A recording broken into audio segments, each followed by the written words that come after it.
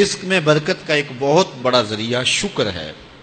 ارشاد فرمایا لَإِن شَكَرْتُمْ لَأَزِيدَنَّكُمْ، اگر تم شکر کرو گے وہ تمہیں اور زیادہ عطا کرے گا، اور اگر تم شکر نہیں کرو گے وَلَئِن كَفَرْتُمْ، کفران نعمت کرو گے، إِنَّ عَذَابِي لَشَدِيدٌ، تو پھر میرا عذاب بڑا سخت ہے۔ رزق کے اضافے کا ایک اور بہت بڑا سبب انفاق فی سبیل اللہ ہے۔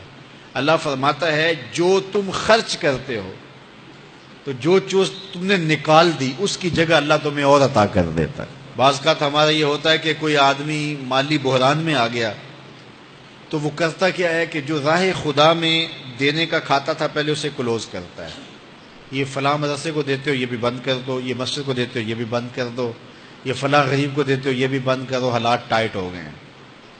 لیکن 5 گاڑیاں ہیں تو 2 گاڑیوں پہ گزارا کر لیا جائے، پیٹرول بچے، یہ نہیں ہو سکتا۔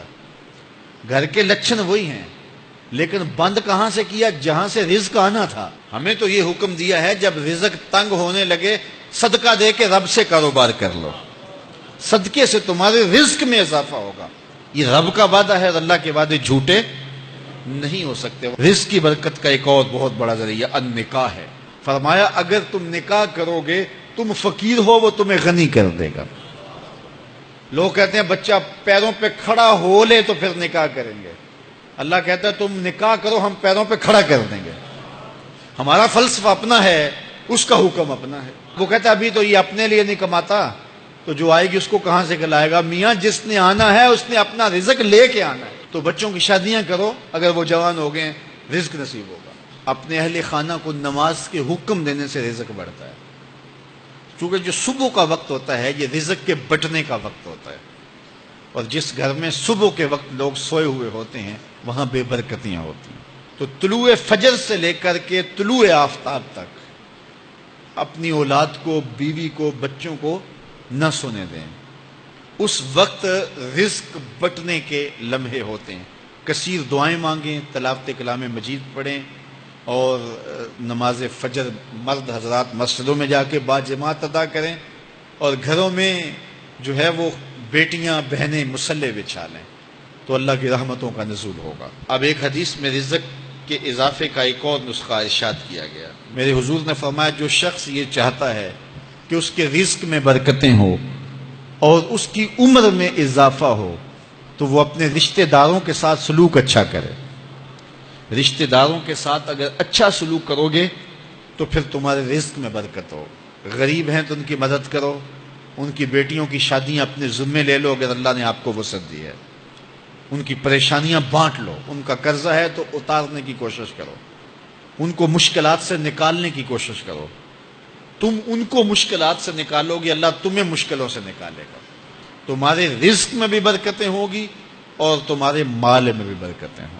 فرمایا بہتر صدقہ وہ ہے جو ناراض غریب رشتہ دار کو دیا جائے۔ اگر وہ پھنس گیا ہے، مجبور ہے، ناراض ہے، تو اس کو اگر دیں گے تمہارا نفس اس میں شامل نہیں ہوگا، تو یہ افضل صدقہ ہے جو ہر صورت میں قبول ہی قبول ہے۔ رزق کے اضافے کا ایک اور سبب الاحسان الی الضعفاء، جو کمزور لوگ ہیں ان کے ساتھ اس نے سلوک کرنا۔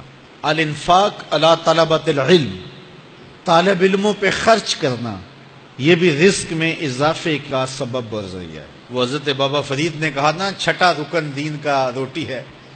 گھر میں کچھ نہ ہو تو پھر نہ نماز اور نہ ہی دیگر امور کی لذت آتی ہے، تو یہ رزق فراواں اور وسیع اور مبارک نصیب کر دے اللہ۔ تو اس کے لیے ایک اور وظیفہ میں دیتا ہوں، اور وہ یہ کہ مغرب کے بعد 21 مرتبہ سورۃ الکوثر پڑھ لیں، کثرت ہو جائے گی انشاءاللہ۔ اول خدوشی پڑھ لیں، 5-7 منٹ لگتے ہوں گے، تو سورہ کوثر 21 مرتبہ روزانہ مغرب کی نماز کے بعد پڑھیں، اور اگر بہت زیادہ مسائل ہیں تو ہر نماز کے بعد پڑھ لیں، تو انشاءاللہ آپ دیکھیں گے کہ گھر میں برکتیں اترتی محسوس ہوں گی، انوار کا نزول ہوتے محسوس کریں گے۔